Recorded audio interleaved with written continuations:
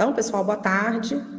Gostaria primeiro de agradecer, né, ao professor Gustavo ter aceito o nosso convite para ministrar um seminário, né, nesse nosso retorno. Hoje é nosso primeiro seminário, né, do segundo semestre de 2025. Então, muito obrigado, Gustavo, pelo convite. O professor Gustavo é professor da UFSJ, né? Na UFSJ nós temos vários campi.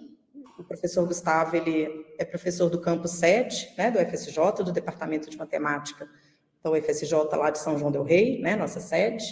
Ele é licenciado em Matemática pela UFSJ, pela casa, né, é prata da casa. Mestre em Matemática pela Federal de Viçosa, fez um período de sanduíche na USP, né, com o professor Raul Ferraz.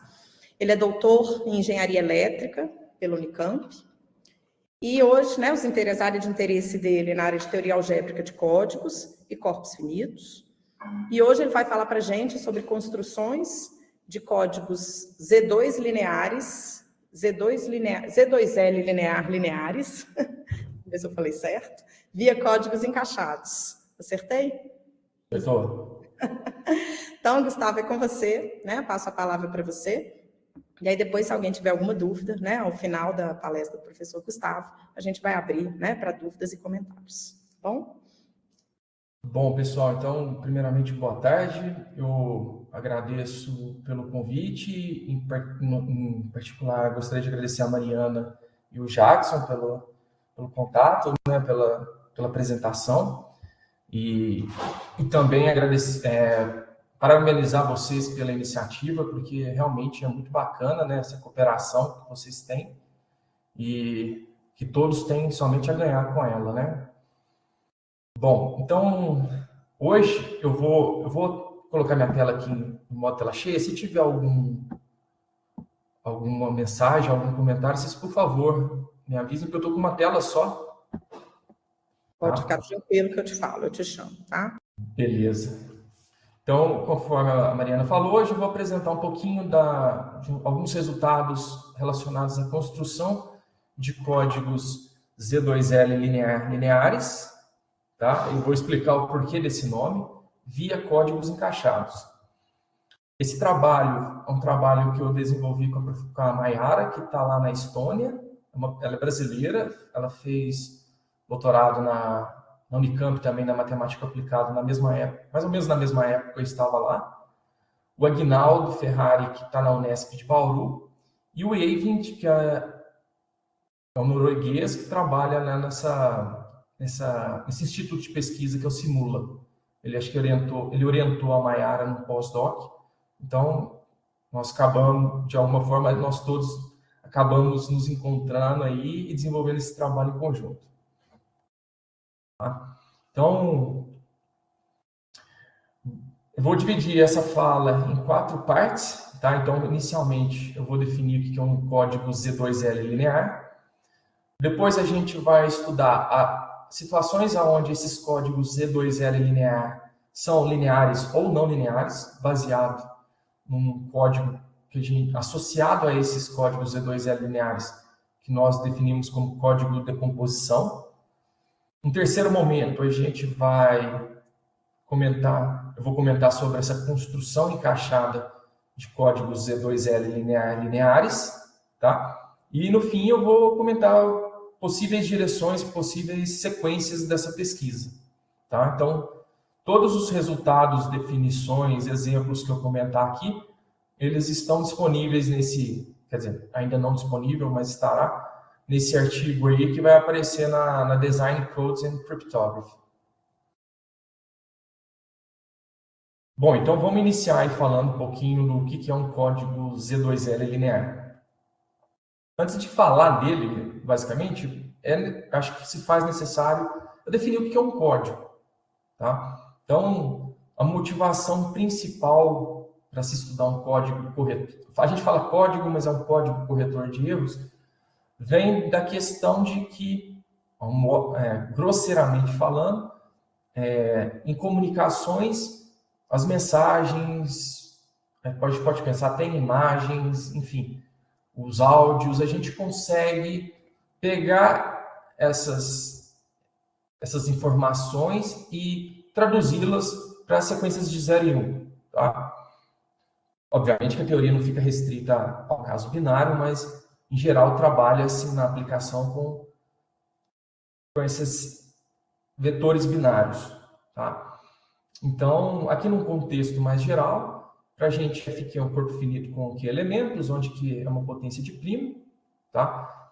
Então, eu digo que um código linear, um NKD código linear, ele, na verdade, ele é um subespaço vetorial de dimensão K de Fqn, onde o peso mínimo das palavras código não nulas é D. Quando eu digo peso mínimo, é que eu estou olhando para... Eu pego todas as palavras código e para cada uma delas eu conto o número de coordenadas não nulas. Tá? Então, quando o menor número possível for... Quando eu avaliar todas as palavras código e verificar que o menor número de coordenadas não nulas é D, então significa que a distância mínima é D. Aqui, como o código é linear, eu falo peso mínimo, mas eu estou na verdade, falando da distância de Hamming entre duas palavras distintas. Não, beleza? E uma forma de avaliar o quão bom o meu código é, porque o código ele é projetado para detectar e corrigir erros, tá? Porque quando eu vou enviar um vetor lá, quando eu pego minha informação, transformo ele num vetor e envio, nesse processo de enviar, todo sinal está sujeito a ruídos, tá? E muitas das vezes a gente não tem a oportunidade de ficar repetindo o envio da mensagem. Geralmente isso é caro. Então a gente pega esse vetor e a gente coloca informação adicional de forma que eu consiga corrigir, primeiramente detectar e, quando possível, corrigir os erros. Tá? Então, a distância mínima ela tá diretamente relacionada com a capacidade de detecção e correção de erros no código corretor de erros.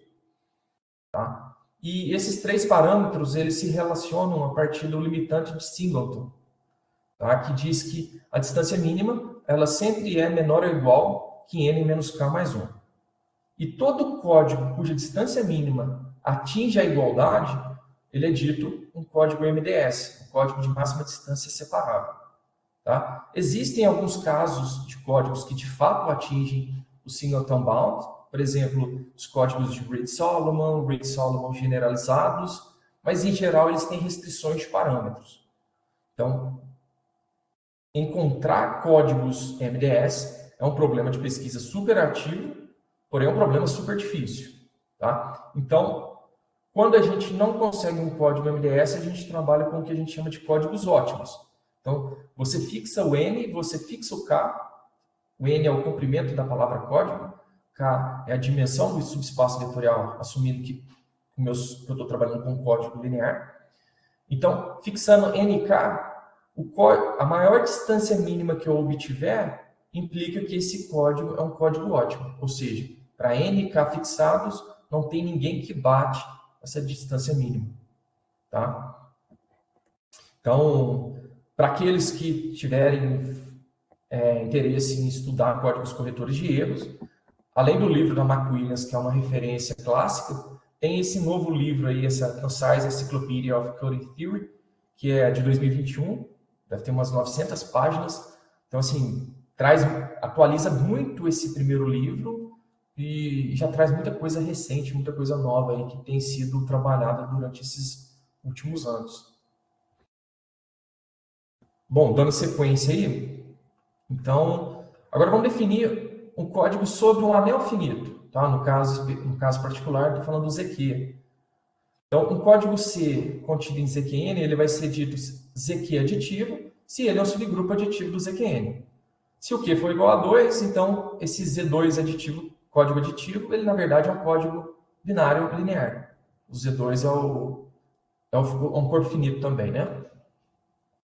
Quando a gente trabalha com códigos sobre anéis, em geral a gente descreve os parâmetros do código um pouquinho diferente.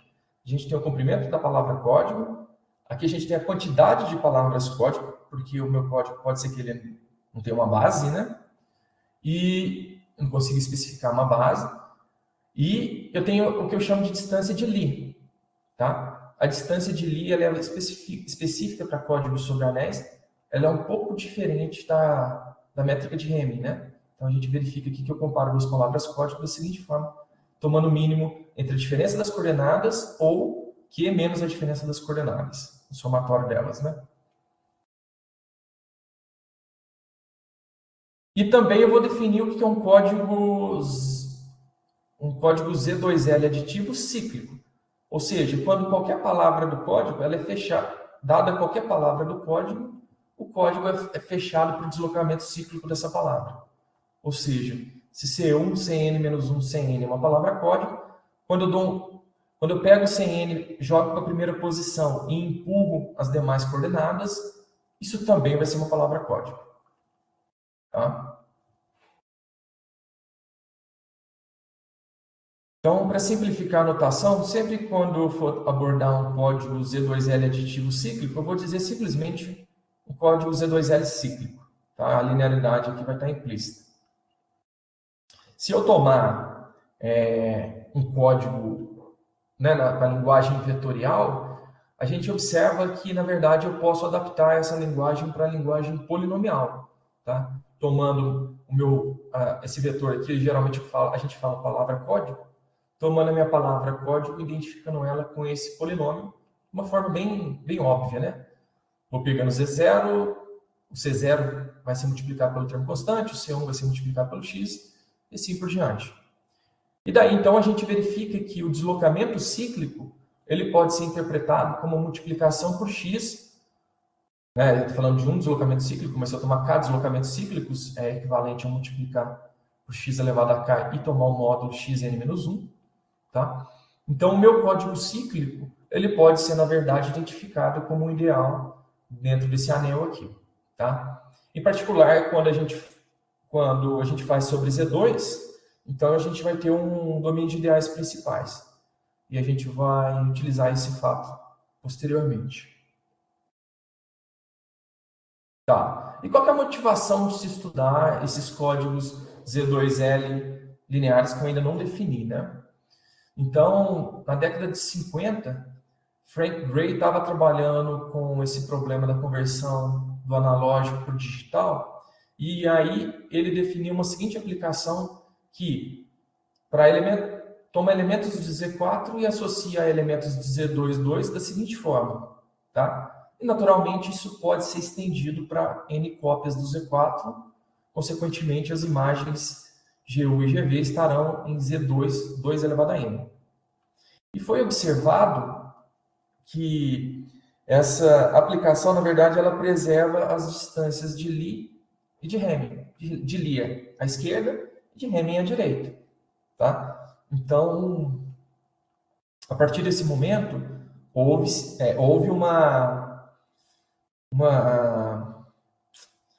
os pesquisadores se propuseram a estudar extensões dessa aplicação, como a gente sempre faz na matemática, para diferentes estruturas algébricas, anel de cadeia, finito, Z potência de 2, mas agora Z potência de um primo qualquer, e assim por diante. Tá? Então a gente tem diversas outras, como que eu posso dizer, não só generalizações da aplicação de Gray, mas avanços em problemas envolvendo a aplicação de Gray. Tá? O que a gente utiliza nesse trabalho é a aplicação de Gray generalizada, que foi proposta por Claude Carlet, em 1998. Tá? Então, você vai pegar um elemento de Z2L, um V, e vai tomar a decomposição binária desse elemento. A imagem desse V pela aplicação de Gray generalizada, na verdade, é uma função booleana em Z2, 2 elevado a L menos 1, que se dá da seguinte forma. Você vai pegar o V, a imagem de V vai ser, você vai ter um vetor de 2 elevado a L menos 1 coordenadas formado somente pelo, vamos dizer assim, entre aspas, o último coeficiente aqui da decomposição binária, né, o VL, tá? Mas, aí você vai pegar esse vetor aqui, V1, V2, VL menos 1, de novo, relacionado à decomposição binária do V, e vai multiplicar por essa matriz Y, onde essa matriz Y, as colunas dela são compostas por todos os vetores de Z2, L menos 1. Então, a gente faz esse produto aqui, depois soma com esse vetor, e então a gente vai ter um vetor binário com 2 elevado a L menos 1 coordenadas. Ok?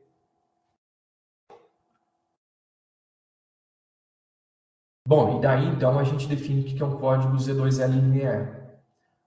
Um código, dado C, um código Z2L aditivo, a imagem desse C, pela aplicação de Gray generalizada, é o que a gente chama de um código Z2L linear, tá? Que, apesar do nome, não necessariamente é linear. Em geral, ele é não linear, ok?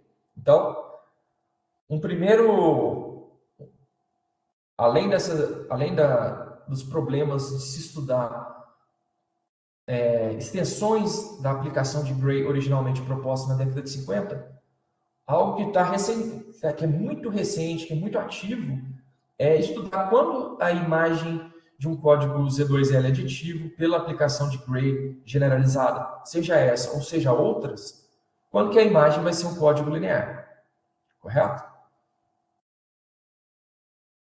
Uma motivação que ilustra a importância da aplicação de Gray é que esse código, conhecido como código de Nordstrom-Robinson, que na verdade é a imagem de um octacódigo, porque ele tem comprimento 8, um Z4 octacódigo aditivo, cuja matriz geradora na forma padrão é a identidade 4x4, e o segundo bloco é M4, que é esse carinha aqui, tá? Quando você pega esse octacódigo Z4 aditivo O e aplica Gray, a imagem resultante é um código não linear, porém, esse código de Nordstrom-Robinson, ele é um código ótimo se você fixa o 16 e a quantidade de palavras código do código Nordstrom-Robinson.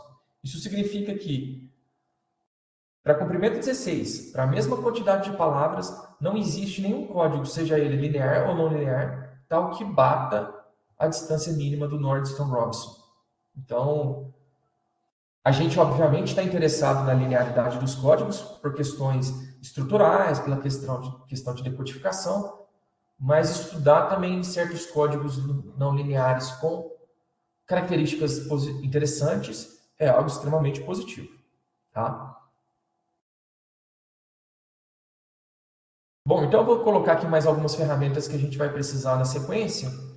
Então, se eu tenho dois vetores, eu vou definir o produto de Schur desses dois vetores com essa bolinha, e o produto de Schur nada mais é do que pegar e multiplicar coordenada a coordenada esses dois vetores, tá?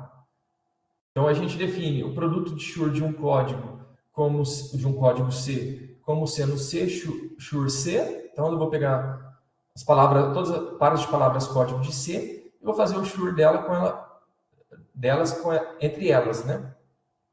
E eu vou definir o quadrado de um código como sendo o espaço vetorial do produto de Schur de um código, tá? Então, eu vou denotar o produto de Schur C bolinha C, e o quadrado, eu vou colocar o seu quadrado aqui.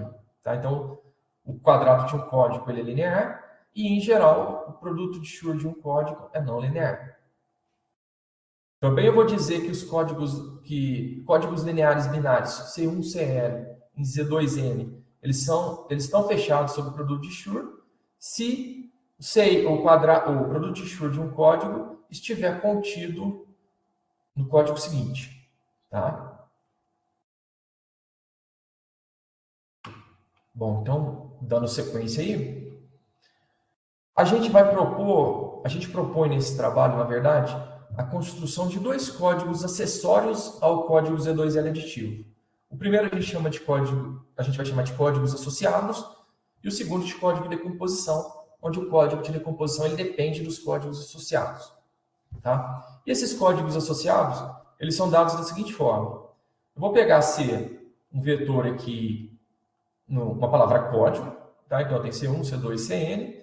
Cada uma dessas entradas, cada uma dessas coordenadas, eu vou tomar a decomposição binária delas, tá? E aí depois eu vou associar o seguinte, o 0 ou 1 associado aos termos constantes, o 0 ou 1 associado ao 2, e assim por diante até o 0 ou 1 associado ao 2L menos 1. Tá? Então, eu vou chamar, esse aqui vai ser um vetor binário, esse aqui vai ser um vetor binário, e aqui também eu vou ter um vetor binário, que eu vou chamar de o 1, o 2, o L. Tá? Vou destacar em negrito aqui. E a partir desses vetores binários, a gente constrói o que nós chamamos de códigos associados. Tá? Então, seja ser um código Z2L aditivo, tá? E vou tomar a respectiva decomposição binária das palavras código. Então, toda palavra código pode ser escrita dessa forma, como sendo a potência de 2 multiplicado por esse vetor, tá? E a cada vetor do tipo I, eu vou associar um código CI. Então, esses códigos resultantes serão o que nós chamaremos de códigos associados, AC. Então, aqui, vou colocar um exemplo, não vou entrar em detalhes, mas é só para ilustrar. Suponha que a gente tenha um código aqui gerado pelo vetor 0, 1, 2, 3, 4, 5, 6, 7. E Z8, 8. Tá? Então, Z8 é código aditivo. Então, esse código, ele vai ter essas 8 palavras código, correto? Como o L aqui é 2, como o 8 é 2 ao cubo, então ele vai ter 3 códigos associados. De forma que, se eu pego, por exemplo, a palavra 0246, 0246, então eu observo que o 0 vai ser 000, o 2 ele pode ser escrito como 010, o 4 como 100, o 6 como 110, e assim por diante. Então, quando eu escrevo esses vetores, aqui devia estar em negrito, esse 1, esse 2, esse 3, mas quando eu construo esses vetores associados, o 1, o 2, o 3 relacionados a C, né, estendendo isso para todas as palavras código, eu vou obter, na verdade, o C1, esse primeiro código, o C2, esse segundo código, e o C3, esse terceiro código, onde, em particular, eu observo que eles estão encaixados, né? O C1 está contido no C2, que está contido no C3. Tá, esse exemplo aqui depois ele vai ser uma boa, ele nos dá uma boa dica para a gente reprovar um dado, na verdade, 2 resultados. Então, a gente está agora interessado nessa segunda parte em abordar a linearidade e a não linearidade, dado o código de decomposição de um código Z2L aditivo.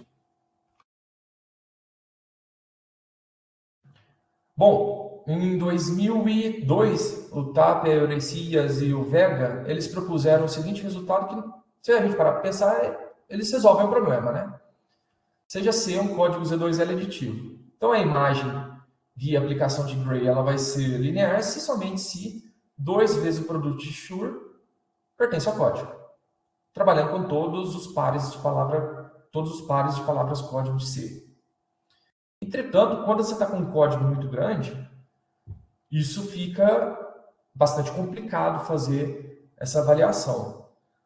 O que a gente propõe aqui também não é nada muito revolucionário no sentido de que, para o caso geral, você faz um truque de mágica ali e você sabe falar se a imagem vai ser linear ou não. O que a gente conseguiu aqui, no nosso entender, é um resultado que torna a nossa tarefa um pouco menos difícil, tá? E, porém, a gente também nos dá uma dica de como construir, não avaliar se a imagem do código vai ser, facilmente se a imagem do código via Gray vai ser linear ou não, mas construir códigos cuja imagem vai ser linear, tá? Então, vou tomar novamente um código Z2L aditivo, se uma palavra é código, e vou tomar a decomposição binária das entradas da minha palavra, das coordenadas da minha palavra código. E novamente eu vou escrever dessa forma aqui, somatório de 2i menos 1, o i, tá? Onde o i é um vetor binário. Eu vou pegar esses vetores binários e vou concatená-los para construir um vetor bem mais longo.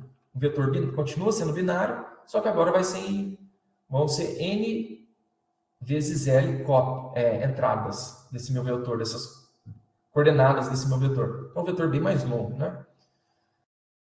Se eu desenvolvo isso para todas as palavras código de C, colocando nessa forma concatenada, esse conjunto B que eu obtenho é o que nós chamamos de código de decomposição B, tá? Que está associado ao C.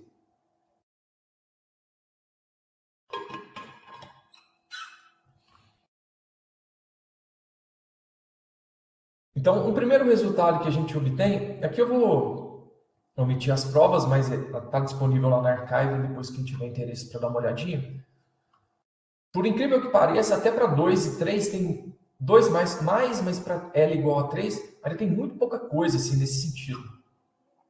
Então, o primeiro resultado que a gente observa é o seguinte: se C for um código Z2L aditivo, para L igual a 2 e 3, então o código de decomposição B ele é linear, se e somente se a imagem for linear. Então, se a gente construir o código de decomposição B e ele for linear, então a gente tem que a imagem de Gray também vai ser linear. E vice-versa, né? Um dos resultados principais nossos é esse. Então, considere C um código Z2L aditivo e o respectivo código de decomposição B. Então, a imagem do código C via Gray vai ser linear se e somente se esse conjunto R, que é um conjunto de vetores concatenados do tipo vetor nulo.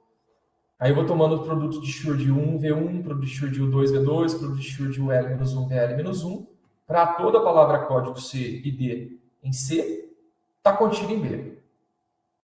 Tá? Isso aqui, de certa forma, é uma forma de reler aquele resultado do Tapper, Essidias e do Vega de uma forma avaliar menos, eu creio que é avaliar menos palavras código, menos produtos do que eles fizeram, do que eles solicitaram que fosse feito para poder garantir a linearidade da imagem. Tá? E uma consequência desse teorema, e aí ela, de certa forma, ela é bastante útil, é para avaliar a não linearidade. Porque se eu tenho C, um código Z2L aditivo com códigos associados C1, C2, CL, então a gente tem que, se a imagem é linear, então os códigos associados são fechados por produto de Schur. Tá? Então, para a gente avaliar a não linearidade, se não houver o fechamento pelo Schur, implica que a imagem não vai ser linear. E isso aqui dá algumas informações interessantes para a gente, esse fato de não ser fechado por Schur. Tá?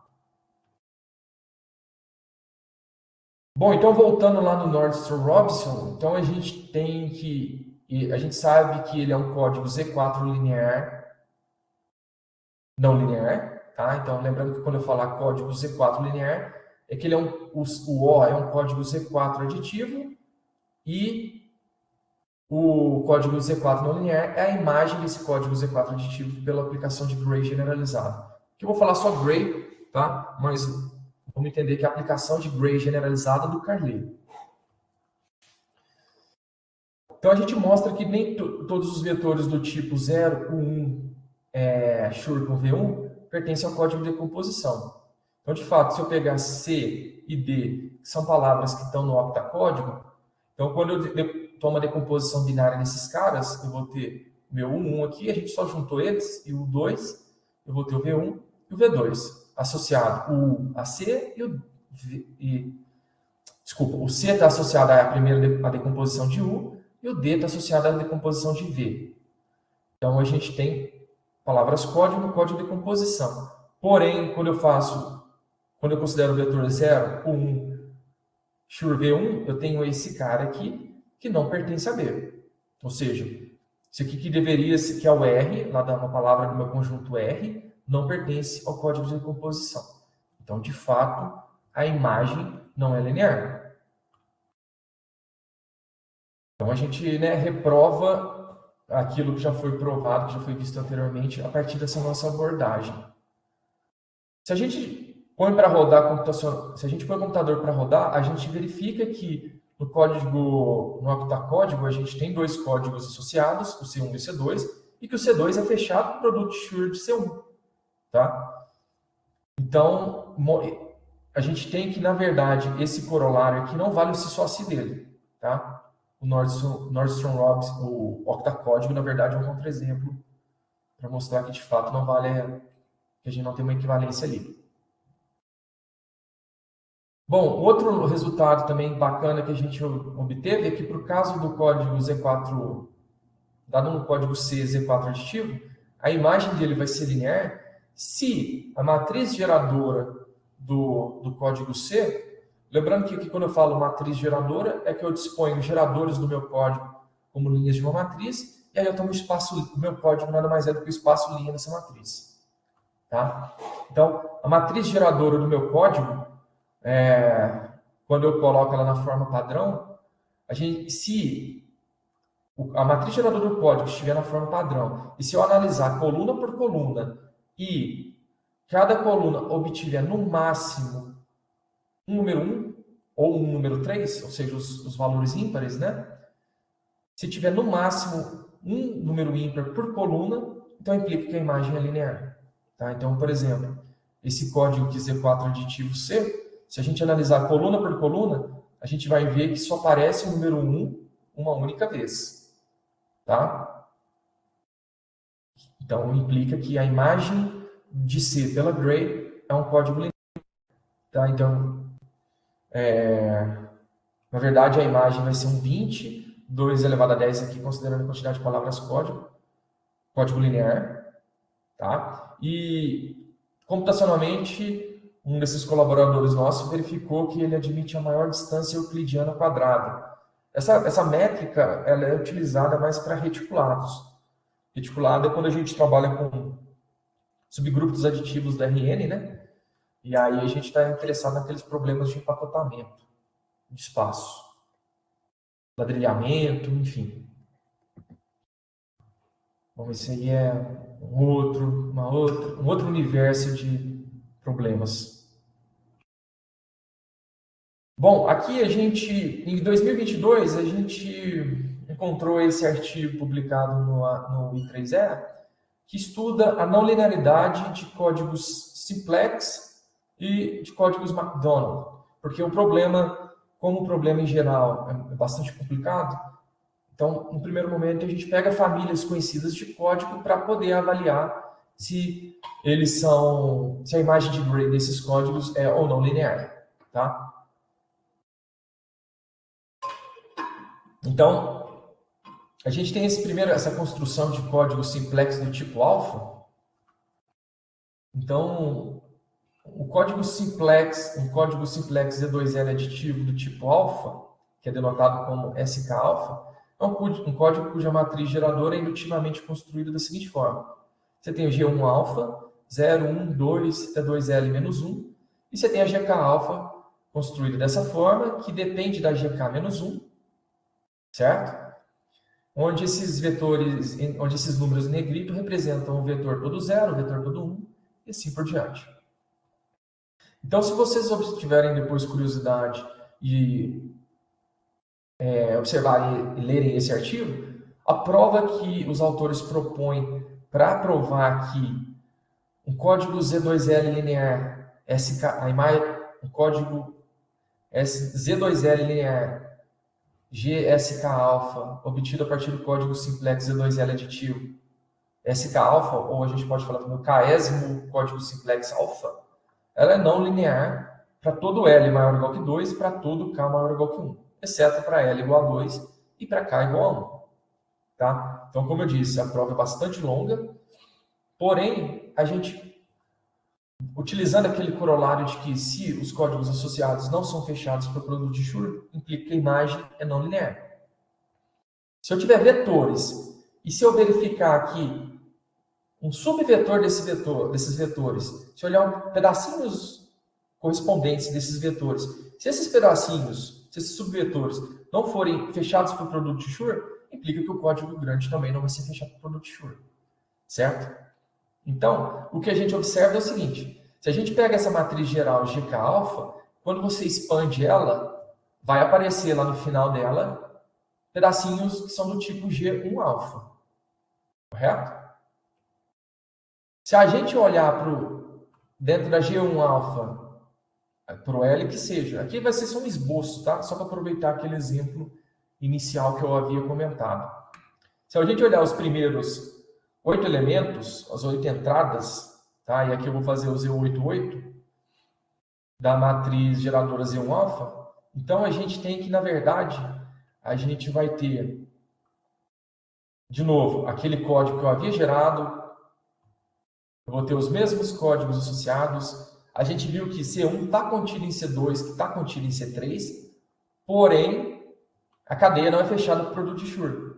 Se eu pegar esses dois vetores binários aqui em C2, se eu faço o produto de Schur deles, multiplicação coordenada a coordenada, eu tenho esse vetor aqui que não pertence a C3.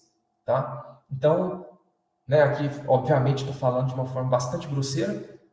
Você vê que um pedacinho de um vetor lá do código, ele não vai ser fechado por produto de Schur, então implica que o código todo não vai ser fechado por produto de Schur, os códigos associados, né? E, consequentemente, a imagem pela Gray não vai ser linear. Tá? Então, o que eu fiz aqui para os S1 alfa pode ser utilizado para essa matriz geral aqui. Bom, eu vou comentar rapidinho só aqui a questão do código simplex tipo beta, porque a estratégia é exatamente a mesma. Tá? Você tem o G1, betas, né? Você tem o código simplex Z2L aditivo do tipo beta, que a gente denota como SK beta. A matriz geradora, no caso, K igual a 1, é só a matriz composta pelo 1. Matriz, a G2 beta, ela já tem um formato mais longo. E aí a GK beta, ela também, se a gente olhar aqui nessa primeira coluna, na segunda linha, esse bloquinho aqui, eu tenho um GK1, GK-1 alfa. Então, eu posso usar a mesma estratégia que eu uso para provar que a imagem do SK beta, do Chiasmo simplex beta, não é linear, tá? Exceto para esse, né, tirando aqui, não é linear para todo L maior ou igual que 2 e para K maior ou igual que 2. Lá a gente especifica esses casos aí também. Tá? Mas a estratégia é exatamente a mesma que a gente usou no caso anterior. Bom, caminhando aí mais para o final, vamos comentar um pouquinho do que nós chamamos de construção encaixada de códigos Z2L linear. Tá? Então, eu quero que a imagem agora seja linear. Então, se eu tenho um código Z2L aditivo C, eu tenho o meu código de decomposição B, tá? Que ele nada mais é do que um produto cartesiano dos códigos associados. Assim, o meu C, se eu construir ele como C1 mais 2C2 mais 2L-1CL, eu posso diretamente obter códigos lineares que vão ser chamados, a partir dessa construção, de construção encaixada. Então, sejam C1, C2, CL, códigos lineares, tá? Tem que destacar que são lineares. Então, o código construído dessa forma, ele é Z2L aditivo, se somente se a imagem desse código via Gray é linear. Tá? Então, aqui agora já voltando lá para o que eu comentei no início, da questão da ciclicidade, se C é um código Z2L cíclico, então os seus códigos associados também são cíclicos.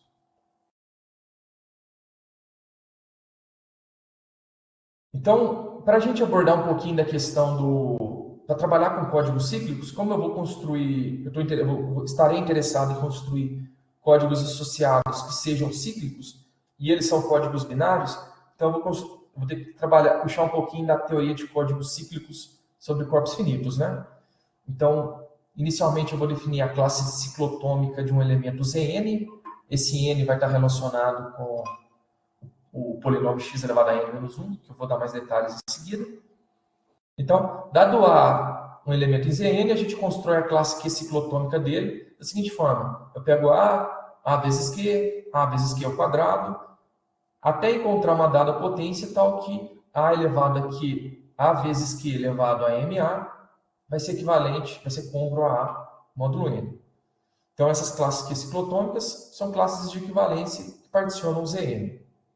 Tá? Se eu definir beta, uma raiz enésima primitiva do Z2, então eu consigo construir o polinômio minimal de beta, que eu vou chamar de beta A, ele vai estar associado com a classe ciclotômica CA. Da seguinte forma, eu vou pegar o polinômio PA de x, o polinômio minimal de beta A, ele nada mais é do que o produtório de x menos beta elevado a i, onde i percorre a classe ciclotômica do A. Então, todos os polinômios minimais eles podem ser descritos via as classes ciclotômicas, e qualquer fator de x elevado a n menos 1 nada mais é do que um produtório de polinômios minimais, ou ainda um produtório de x menos beta elevado a i, onde i está numa união de classes ciclotômicas, né? Como o R2x, aquele anel quociente, o Z2x quociente x, o ideal gerado por xn menos 1, é um ideal de números principais, então eu tenho o meu código cíclico com gerador GX, tá? Onde GX vai ser um divisor de x elevado a n menos 1. Então eu tenho um conjunto definidor do código cíclico, como sendo todo elemento em Zn, cuja potência ΔJ zera o G. E aí eu vou definir o complementar como sendo Zn menos o J. E também se define o menos I como sendo, calcular o negativo, o inverso do aditivo do I, para todo I em Izão. Bom, então o Cascudo, em 2019, ele provou o seguinte: se C é um código cíclico gerado pelo polinômio g de x, igual a x elevado a n menos 1 sobre o produtório de x menos beta i, com i pertencente a um isão, que é uma união de classes ciclotômicas, então o quadrado também vai ser um código, o quadrado de C também vai ser um código cíclico, cujo polinômio gerador vai ser esse g' de x aqui, que vai ser xn menos 1, dividido pelo produtório de L pertencente a I mais I, conjunto I mais I, obviamente em Zn, tá? Então, utilizando nossa construção encaixada, a gente tem o seguinte: para construir códigos Z2L aditivos cíclicos cuja imagem seja linear, basta proceder da seguinte forma. Então, a gente começa com o código cíclico C1, vou calcular o quadrado dele, tá? Esse quadrado eu vou chamar de C2. O quadrado do C2 eu vou chamar de C3. E procedendo dessa forma, eu vou ter que esses códigos C1, C2, CL, eles serão cíclicos. O código Z2L aditivo construído dessa forma, ele também é cíclico. E do fato de que ele é Z2L aditivo, implica que a imagem via Gray é linear. Tá? Então, gente, eu tô com esse exemplo aqui, mas eu acho que o tempo está um pouquinho apertado. Eu vou pular ele, mas depois, se for o caso, a gente pode comentar um pouquinho mais sobre. Tá? Então, uma proposição que a gente obtém é o seguinte: se C é um código Z2L aditivo cíclico, então eu observo que a imagem desse código pela Gray, ela é fechada por 2 elevado a L menos 1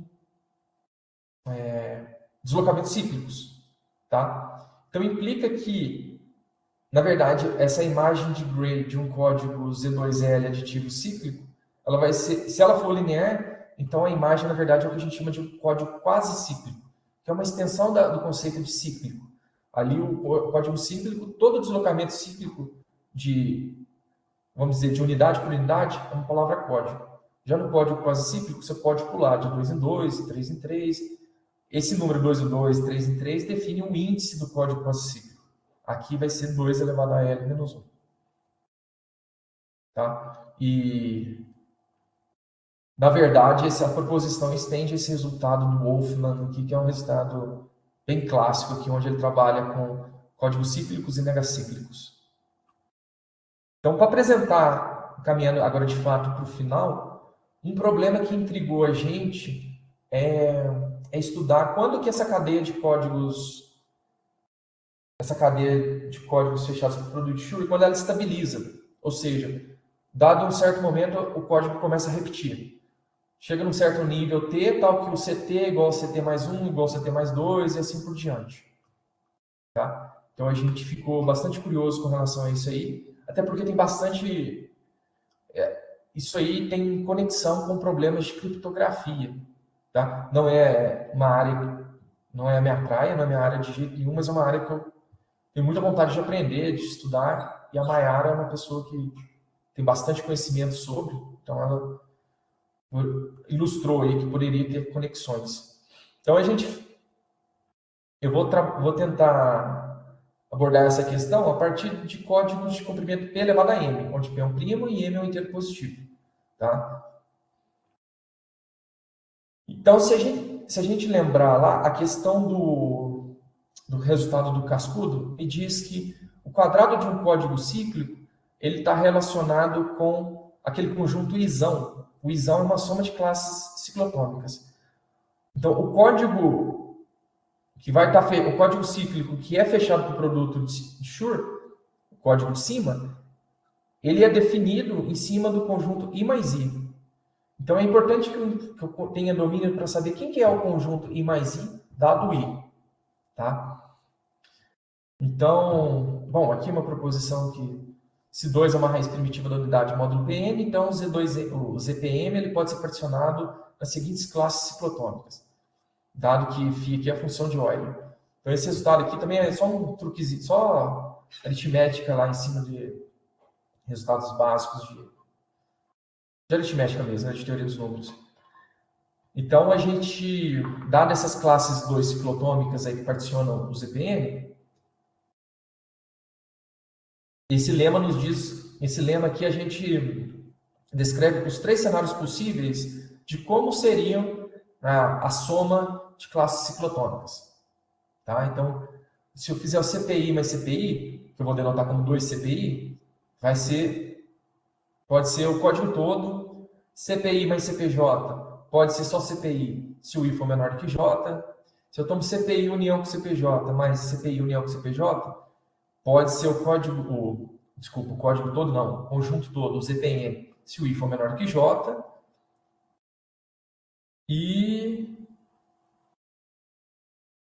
Tá. Em particular, se eu tomar se eu restringir a união de C0 com CPI, então eu observo que também dá o conjunto ZPN todo. Tá?